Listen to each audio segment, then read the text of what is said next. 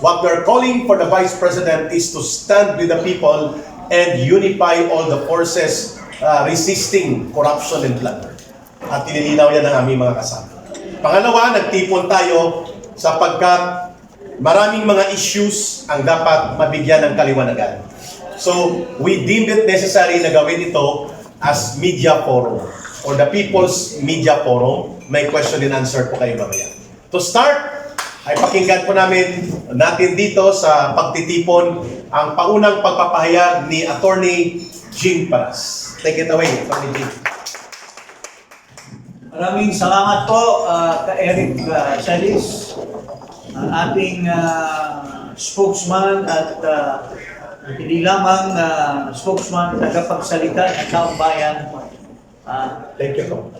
Laban sa corruption, laban sa undeclared martial law na hirap ang ating mga kababayan dahil sobra ng oppression, sobra ng walang kumpay na panghaharas sa ating mga kababayan na magsalita man lang, biglang kakasuhan na lang. So, andito po kami ngayon, ako bilang presidente ng kampilan ng mamamayang Pilipino. Kasama ko si Tapay, si Attorney Manny Luna at mga iba pa namin mga kasama na nag-represent ng iba-ibang parallel organizations na nasa umbrella po ng kampilan. About 30 plus organizations. At kami po ay ilang taon na, maybe since 2023, na nananawagan sa gobyerno na magreforma. Hindi pa lang nabisto na masyado ang mga pinaggagawa ni Marcos at ang kanyang mga alipores tungkol sa korupsyon. Pero biglang siya mismo ang nananawagan na mahiya naman kayo. Sabi niya, we have 5,500 Completed flood control. Pero ang Diyos ay binabantayan lang siya, pinabuhos ng gusto yung ulan at nagkaroon ng bistado. Nabistado si Marcos at sinasabi naman niya, mahiya naman kayo kasi wala palang flood control projects na pinagyayabang niya. So doon pa lang, bumuhos na ang ikangay puot at galit ng taong bayan dahil niluloko po tayo ni Marcos mismo. Pero sa tagal naming naghihikayat na imbestigahan ang mga kurakot, imbestigahan ang mga kalukuhan ng gobyerno, ng mga smuggling, importation of items like sibuyas, bigas, at sugar. Tuloy-tuloy pa rin ang pagbababoy ni Marcos sa ating bayan, mga kaibigan. Sobrang nagka-travel para lang manood sa isang karera ng kotse doon sa Singapore. 2 beses siya pumunta doon. Kung saan-saan nagliliwaliw, pera ng bayan ang nilustay. So, yun po ang dinidenounce namin magmula ng 2023. Pero dahil sa watak-watak ang ating mga kababayan, iba-ibang organisasyon, iba-ibang, wala pong unifying leader. Yes. So kami po ay nananawagan kasi ang ating Vice President, tinitingala namin leader, nag-proclaim siya na tatakbo siya ng maging presidente sa susunod na halalan. Pero habang parating tayo doon sa 2028, umaapaw ang mga pasakit ni Marcos sa taong bayan. We agree. Parang lubog na. We are considering ourselves a failed state already. Failed state. So, kailangan na po na ma-unify ang ating mga kababayan. Kung iba-ibang organization, wala pong mamumuno at walang magsisigaw at magsasabi na magsama-sama tayo. Kasi wala tayong tinitingala na leader sa isa-isa na makapag-unify. Nakita po namin na si Vice President Sara lang ang ating Bombay, mga kababayan. Ang ating salvasyon, mga kababayan. So, nandito po kami sa pangalawang beses na manawagan muli kami. Although dininig ng ating Vice Presidente ang una nating panawagan, mukhang hindi niya masyadong nakuha yung puntos na sinasabi natin. Ito pong panawagan na mamuno siya, hindi po ito pabagsakin ang gobyerno. Yes. Hindi po ito panawagan ng people power na hinihikayat natin ang armed forces na bumitaw sa gobyerno. Ito po ay panawagan kay Vice President na tumayo siya sa isang forum at hikayatin niya ang lahat ng mga grupo na magsama-sama sa ilalim ng kanyang liderato. Yun po ang hiniling natin, mga kababayan. Madam Vice President, wala pong inahangad tayong people power. We are not calling you to join forces with all the forces existing against Marcos na manawagan po tayo na bagsakin natin si Marcos. Nananawagan po tayo for so many years now, for so many months now, only to denounce, only to call for grievance of the things that Marcos is doing to our country. Yun lang po, at kailangan po ng leader. Kailangan po ang mamumuno doon sa ating panawagan. Kasi watak-watak po ang ating grupo. Alam natin, the bulk of the Filipino people, alam natin na may puot, may galit sa administrasyon ni Marcos. Pero hindi tayo makabuelo kung wala isang leader tulad mo, Madam Vice President. Nakita namin nung nasa Sarangani po kayo, kulang-kulang na lang yakapin ka ng taong bayan. So, doon po natin nakikita na ang taong bayan naghintay lang po sa iyo. True. Kailan po kayo lumabas sa hawla at pumunta ka sa kalye at doon po kami lahat sasama sa iyo at manawagan. Ito po huling panawagan. At si Ka-Eric, sasagutin niya yung sinasabi ng mga ibang nakapaligid sa iyo na mali yung kanilang perception sa panawagan ng taong bayan na ikaw ang maglilid sa kanila ngayong panahon na ito. Ayun. Maraming salamat. Palakpakan natin dito. Bibigyan ko lang po ng linaw. Unang punto namin po sa Kampilan and among other organizations, we are not inviting the Vice President to lead the people power. We are calling her to be the leader of the Filipino people to stand openly against plunder, corruption, and abuses in government, and to denounce the effects of this na nagpapahirap sa taong bayan. Kahit Vice President po siya, hindi nawawala ang kanyang karapatan na magpahayag.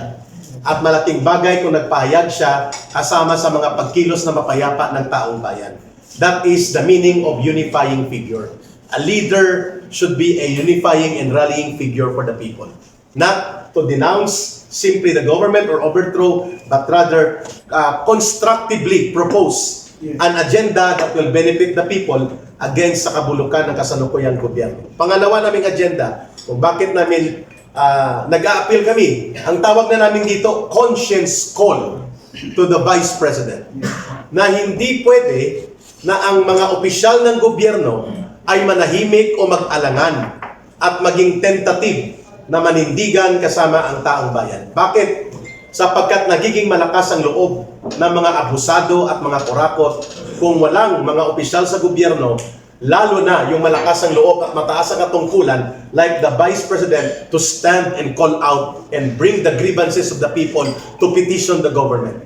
Malinaw po yan. Halimbawa lang, ibang bagay kung kasama namin si Vice President Sara Duterte na mag-expose sa mga nangyayari ngayon. Halimbawa, may plano pala sila Marcos na ang 1,600 hectares sa New Clark City ay magtatayo ng military and economic zone na nakatago sa taong bayan. Pinapasimplihan nila. It is a different thing if the Vice President will ask, ano ito? Bakit may requirement ito ng 1 million liters of water to cool down the biggest AI facility na itatayo dyan sa New Clark City? O, di ba mga public interest issue ito? O bakit ang ating bansa sa ngayon ay tuloy-tuloy na nalulubog sa utang? Kay Rick, Yes, go ahead, Kung Jing. tama yung sinasabi niya.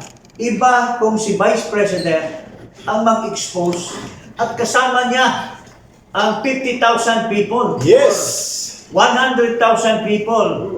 Kasabay niya, sa gilid niya at mananawagan sa mga sinasabi at mga ginagawa. Iba yun. Kaysa mag-isa lang siya, press release lang, kaysa siya mismo ang tatayo sa kalye. Yes! Yes!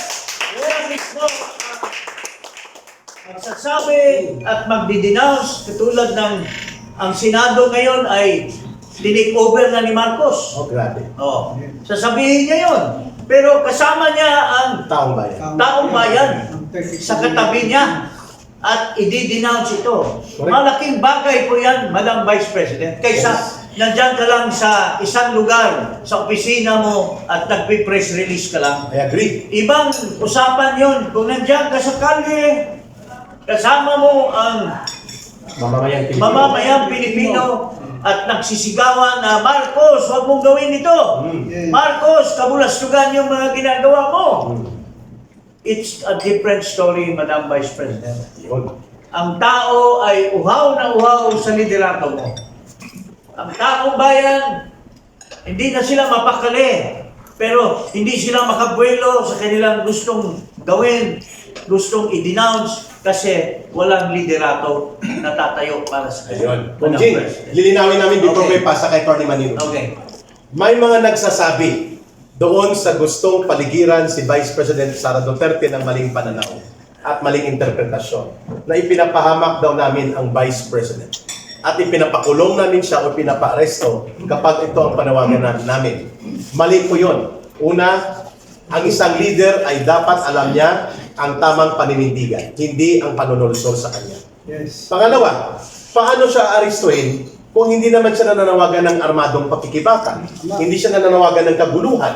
Hindi siya nananawagan ng bayolente na mga pagkilos, bagkos lehitimo na issue, at ito ay mapayapang pagtitipon, public assembly, peaceful assembly. Paano siya aristuhin? And pangatlo, kung aaristuhin man siya at gagamitan siya ng dahas, ang taong bayan ang magpuprotekta sa kanya. At kapag ipilit siyang ikulong, mas mapapadali ang pagbangon ng taong bayan upang makita nila ang kaabusuhan that even the Vice President ay hindi ginagalang ang karapatan niya. So there is no leader that cannot take the risk for his or her people.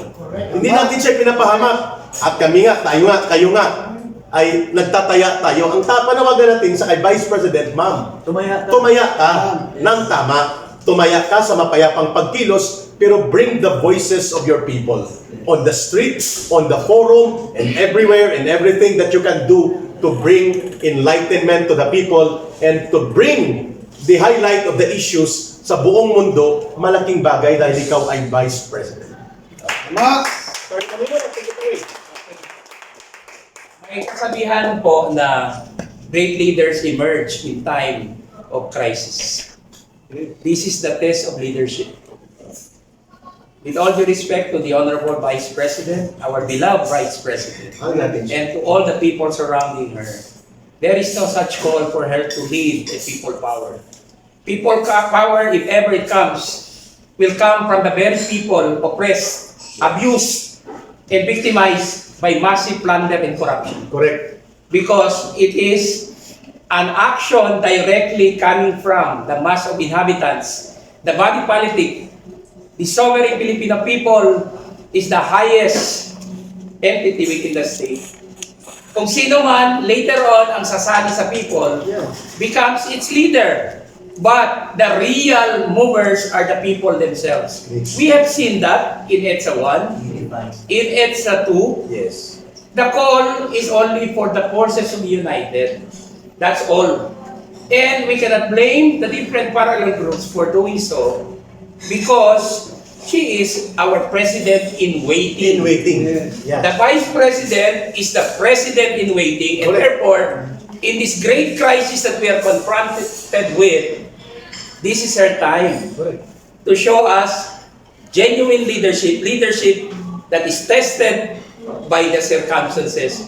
Saan pa ba, kailan pa ba gagalaw tayo when all of us are already inside the jail, when all of us have nothing to eat, have nothing on the table? Di ba? Yes. So, hindi po ito panawagan for people power, Madam Vice President.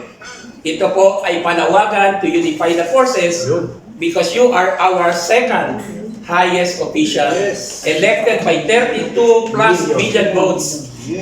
You cannot blame the people for having that call because you were elected Vice President. Now, being an impeachable officer, she cannot be arrested. And because her statements are covered and guaranteed by freedom of speech or free speech and freedom of expression under the Constitution, besides her being an impeachable officer, she cannot be arrested. Subukan nila arestuhin. Oh. Tingnan natin kung anong basis nila. There is no basis at all because an impeachable officer, kaya nga pinapa-impeach siya ng mga kongresista na hindi naman sumunod sa Constitution at sa batas at sa kanilang rules dahil hindi nila matouch siya because she is an impeachable officer.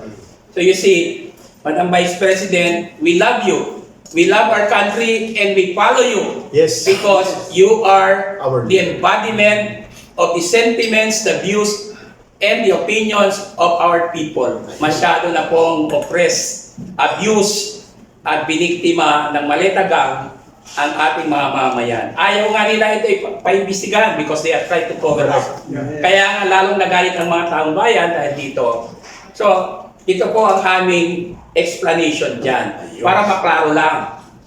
Ayun. So, Thank you, Atty. Maniluna. Bibigyan natin ng other opening statement din media forum tayo. Parang reaksyon mula sa hanay ng iba't ibang sektor namin. Unahin po natin ang aming incoming na magiging chairman ng kampilan ng mamamayan sa buong bansa, boses ng mga taga Mindanao, si retired Colonel Cesar Contaban. Sir, your reaction to this call? Mindanao Voice. No, actually, what we are here now is for the call of our beloved Vice President to adhere to the wishes of the Filipino people. Madam Vice President, we can no longer wait anymore for the pain, for the insult and embarrassment of the Filipino people as a nation, for the crimes, for the abuses of this administration, spirited by no other than the President, Bongbong Marcos Jr. If we may recall, the first time Bongbong Marcos came into public appearance calling for the Filipino people to elect him for president. He promised before the people of this nation that babangon tayo muli. You have listened, Madam Vice President, to the promises uttered by no other than the President now, Bongbong Marcos. It is now a beginning of calling the Filipino people for the accountability of Bongbong Marcos, for he had failed the Filipino people. Correct.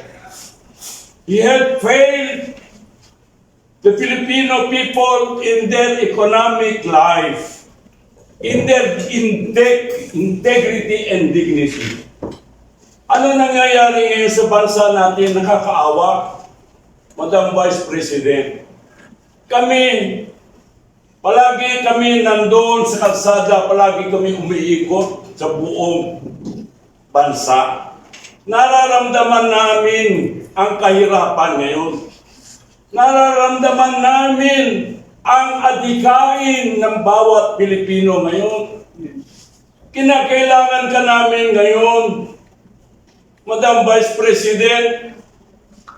If you can still recall, I've been with you during your campaigns on peace all throughout the country, with the aim in view of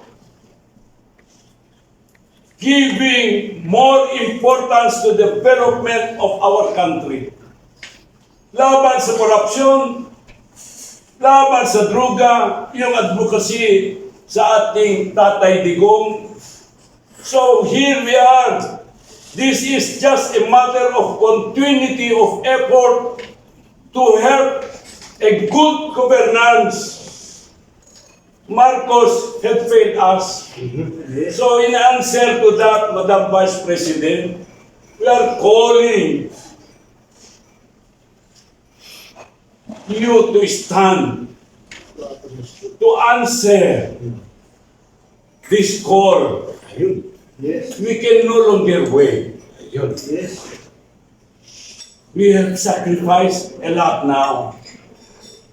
Kawawa ang taong bayan ngayon. Ikaw na lang ang pag-asa namin, Yes. Vice President. And I've been roaming all over the country. Yung parallel group ko, Sara, pag-asa ng masa.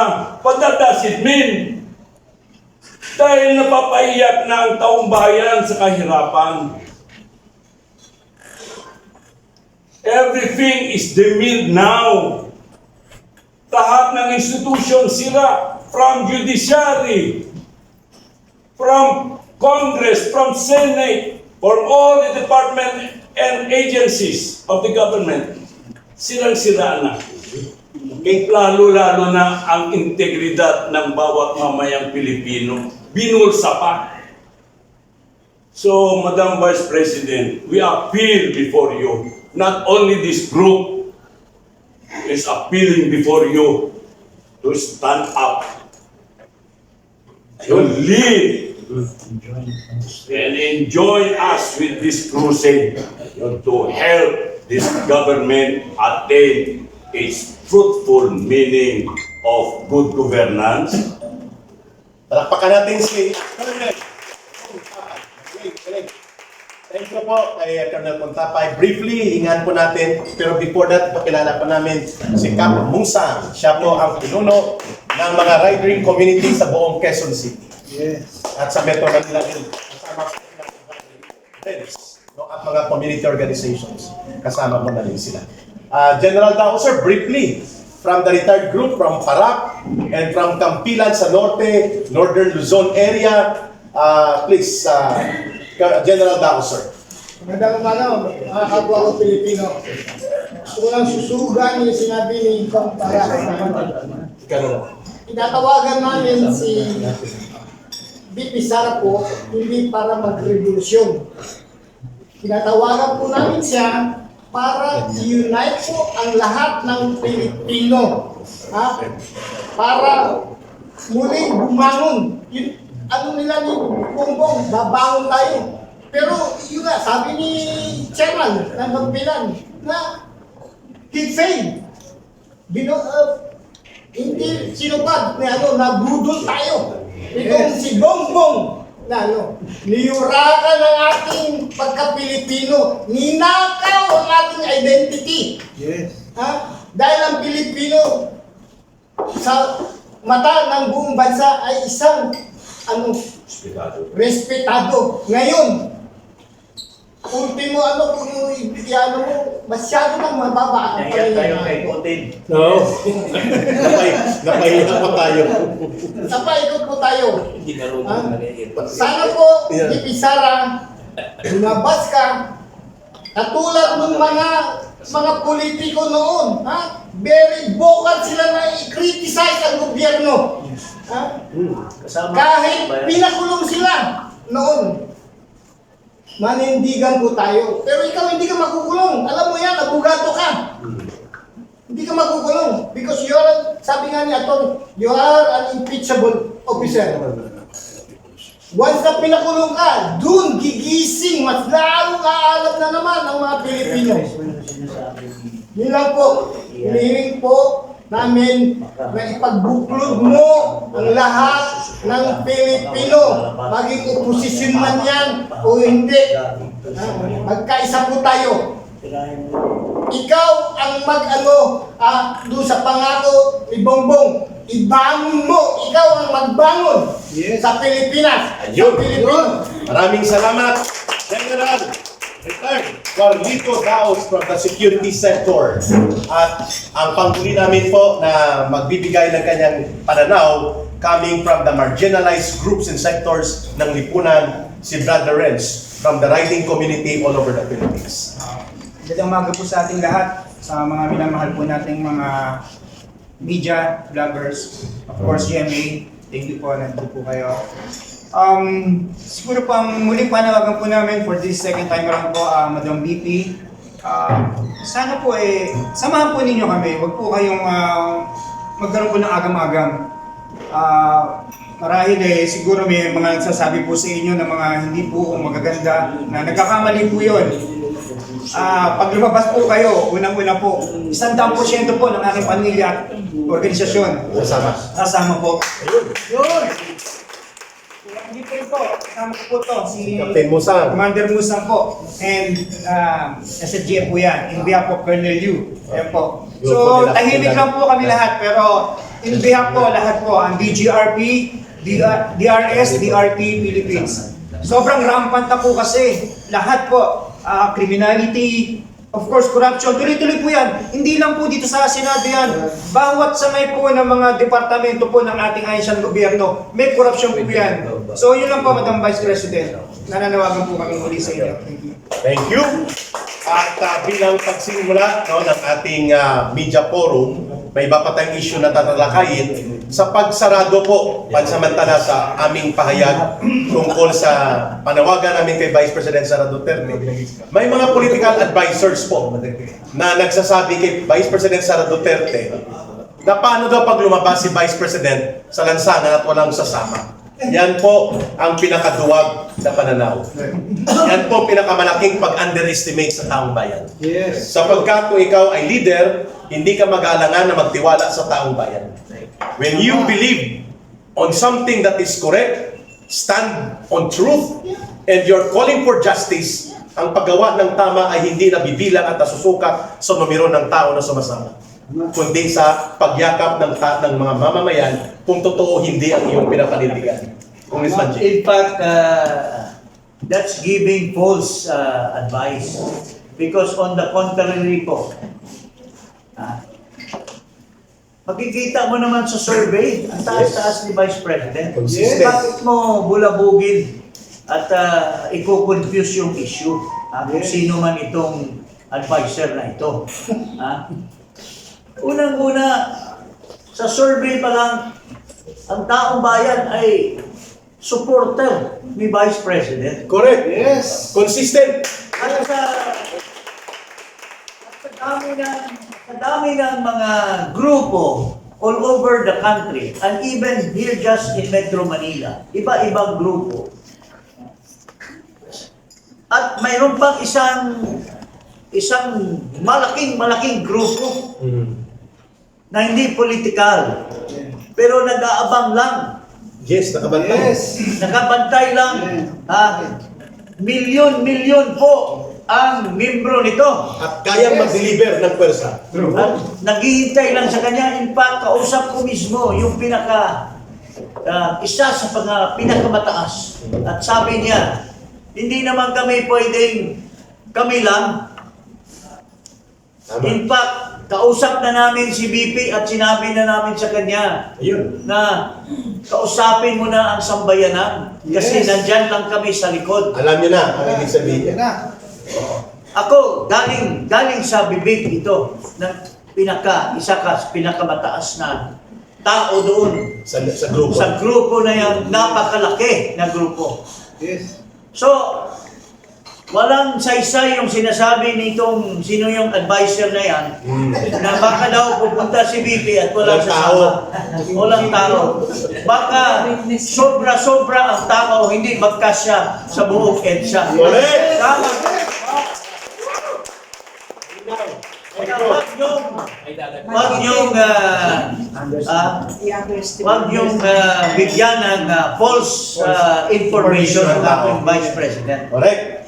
I agree. May Thank you, Congressman Jing. May dadagdag si Attorney Maniluna ng Lawyers for Good Governance. And then open forum na po tayo at magsalo-salo tayo mamaya sa simpleng pagtitipon na ito. Go ahead, Attorney. Just to support further the theory and the explanation of former Congressman Jing Paras.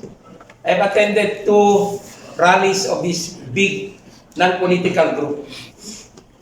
Ang average na assemble nila ay umabot ng 2.5 million. Hindi pa lahat tinawag yun. Just a warm-up, so to speak. I was there in 2 occasions. What more, kung tatawagin ang full force nila to express yung kanilang sama ng loob sa gobyerno dahil 2 beses sila nanawagan for good governance and for transparency and justice and accountability. Sinunod ba? Wala. Wala. Ang nangyari, cover up, grand cover up. Cover up pa. So, yung mga nag-advise ng ganon, you should review itong mga pangyayari, the political events prior to itong nangyari ngayon at makikita mo na because of the intensification of the efforts and lumabas na lalo yung mga kabulustugan, siguro 10 million will be a small crowd. Tama. Di ba? All over the country. So, hinay-hinay lang po tayo. But sa aking grupo pala, meron kaming pinag-usapan with former Quezon City Councilor and my good friend Attorney Ariel Hinton a few weeks ago that we will form a group, a lawyers group to be known as Lawyers for Good Governance Maganda. to help our people fight this grand, massive corruption and plunder of our economy and treasury. Ayun. Para tumulong tayo sa mga institusyon na humina na nag-contribute dito sa failed state status na sinasabi natin. Kaya gusto natin isalba ito. And we will contribute Ayun. to good governance and to advise so that we will follow the law. We are not here to destroy government. We are here to put government in the right track. Correct. Dahil lumilihis na po siya sa kanyang tungkulin sa mamamayan. Maraming salamat po. I-open na po natin sa open forum na